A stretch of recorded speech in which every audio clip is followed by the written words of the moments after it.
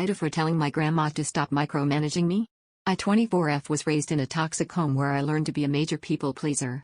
But I've been working on myself, and one of the things I've been working on is being assertive without being unkind. Over the holidays I was cooking at my family's house and cutting potatoes for mashed potatoes. My grandma come up and started criticizing how much I was throwing out. She pointed to my pile of cast-offs and said to my dad, she says this is all inedible. I should note two things here. First, that I have issues with food. It needs to be prepared with clean hands and with no bad spots and so on. I like to make my own food because many people, shockingly, don't even care much about basic food safety, but I digress. I'm very picky. Also, I'd bought these potatoes from a grocery delivery service which salvages damaged goods that would otherwise be thrown away, and they were organic, so I think they had more problems than usual. My grandma is telling me that she doesn't cut off eyes and cut/deformities to the potato skin, just the big black spots on the inside.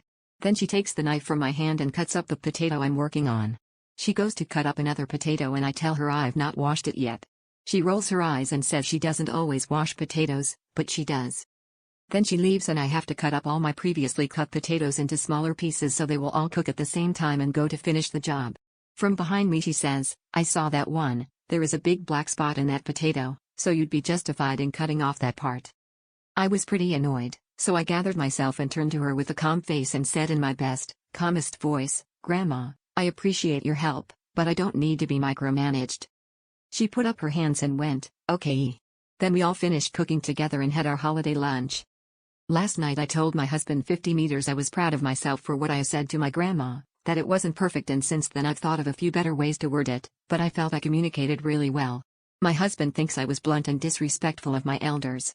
He said I shouldn't have said anything to her and that my bluntness will hurt my relationships.